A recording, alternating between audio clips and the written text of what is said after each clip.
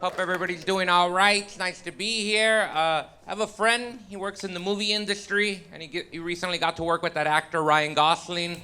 You guys know Ryan Gosling? Right? Some of you are wooing. You didn't woo when I got up here, but that's okay. And, I'm always curious to know what big celebrities like Ryan Gosling are like. So I asked him, I'm like, what's he like? And he goes, Ryan Gosling is like the nicest, sweetest guy in the world. And after hearing that a rich, handsome movie star like Ryan Gosling is a nice guy, the first thought that came into my head was, man, fuck Ryan Gosling. That shit got me mad in hearing he was a nice guy. It bothered me, because you know who else is a nice guy? I'm a fucking nice guy. I'm a real nice guy. Everybody knows I'm a nice guy. Being a nice guy is kind of my thing. It bothers me because that means my ugly niceness has to compete with his good-looking niceness. And I don't think good-looking people should be nice. Because being nice is an ugly people quality. Being nice is all some ugly people got going for themselves. You know how I got my girlfriend? Because I'm an ugly fool with a heart of gold. That's how. I listen to her work stories. I love listening to her work stories. If I looked like Ryan Gosling and my girlfriend started talking to me about her job, I'd be like, bitch, shut the fuck up, I look like Ryan Gosling. But instead, I'm like, and then what did Shelly say? Wow, Shelly sounds crazy. I wish I worked at your office. But it bothers me because you know how easily Ryan Gosling can get laid? He can go to a club, introduce himself to a woman, say, hi, I'm Ryan Gosling, would you like to go back to my room? She'll probably say yes, But you know how I used to get laid? I'd go to a club, introduce myself to a woman, I would say, hi, my name's Estrada, I'm a comedian, would you like to go back to my room? And she would say, absolutely not. And I would go, that's okay, can we be best friends for a year? And I can give you rides to the airport. And help you build your IKEA furniture, and talk to you on the phone till 3 in the morning, even though I have to go to work at 7 in the morning, and tell you how you deserve to be treated better by your handsome asshole boyfriend, until one day you and your boyfriend get into a really bad fight, and then you text me to come over, and then I go over, and then we end up fucking, and then our friendship never survives after that. That's how I get laid. I got that sneaky nice guy patience. I'll be your friend for like a year or two. Don't worry about it, Rides to the airport, I got you. I want to let you guys know I'm not a big supporter of small businesses. Not a small business type of guy. I'm more of a big business type of guy. I don't like mom and pops. I like CEOs. That's what I like. I like businesses so big, there's other big businesses inside of them. Like a Target with a Starbucks in it? That's what I'm fucking with. Like if this show was inside a Walmart, I'd love it even more. We could just go buy some useless shit afterwards that we don't need. That's capitalism, That's what I love, But the reason I don't like to support small businesses is because I have IBS. If you guys don't know what that means I have irritable bowel syndrome. If you don't know what that means I'm always 5 minutes away from shitting my pants. And I don't know if you ever ran into a small business, clenching your ass, on the verge of shitting yourself, and you have to use the bathroom. But these stone cold fucking killers will look you in the eyes and say no to you.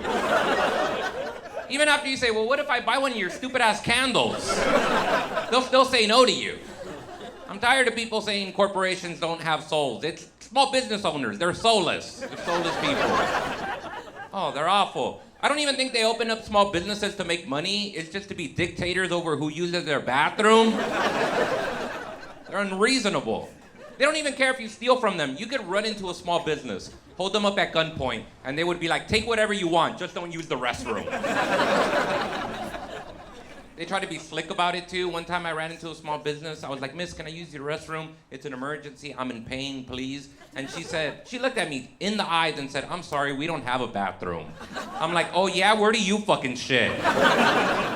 You don't think I know what that is behind you? That's a door. There's a toilet in there.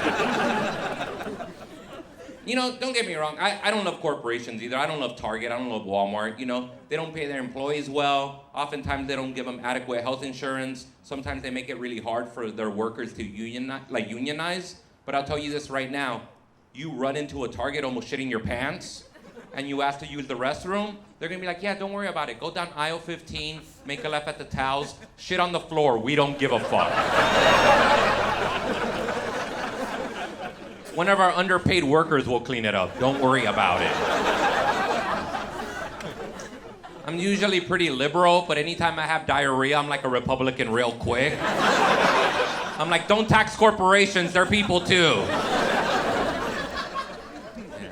So happy quarantine's over. Quarantine was a nightmare, right? It was so awful. Glad it's over. I have a lot of friends and family that lost jobs during quarantine. And, so many people around the country lost work, right? But who knows when we're gonna get over that economically? But you know what nobody's talking about? Nobody's talking about all the relationships that didn't survive quarantine. There's a lot of couples that thought they loved each other until they got to know each other. I know a couple who was married for 15 years and then 4 months into quarantine, they got a divorce. Their love didn't survive. You know what did survive, though? The Denny's from across the street. Still serving shitty-ass breakfast all day. I actually looked this up. During quarantine, there was over 500,000 divorces filed in this country. Over 500,000. I also looked this up. You know how many Denny's closed down during quarantine? 15. Nobody's love here is stronger than a grand slam. I feel like if you want your marriage to last, you should get married at a Denny's. Just get married in that weird banquet room they all have. You ever seen, every Denny's has a banquet room. It's always empty. What's going on there, I feel like if your job ever has a company party there, it's not going well. Not gonna go well for you. I fucked up. I moved in with my girlfriend right at the beginning of quarantine. Right at the very beginning, March 2020. Worst mistake ever. Bad timing, it was awful. It was bad because we didn't fight at all. We actually got along better than we've ever gotten along before. Which might sound good to you, but it's bad for me because it means I have to fucking marry her now. I don't have any more excuses. Because back in January 2020, when she asked me, hey, when do you think we're gonna get married? My reply was, I don't know. I don't think our relationship has been tested by a worldwide pandemic.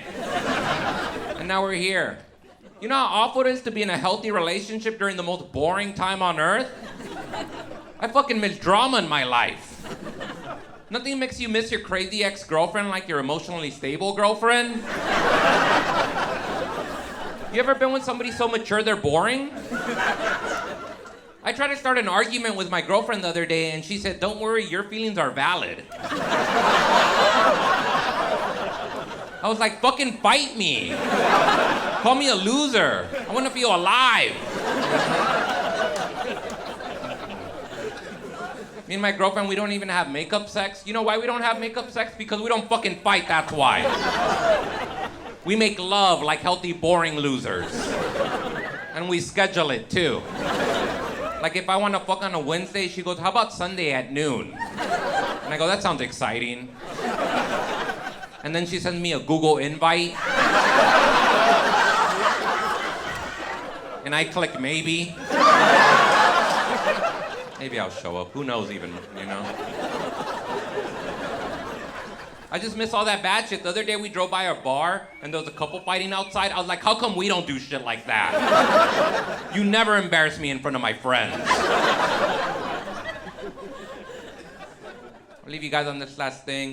During quarantine, they closed a lot of the beaches down in California, and I fucking loved it. Fuck the beach.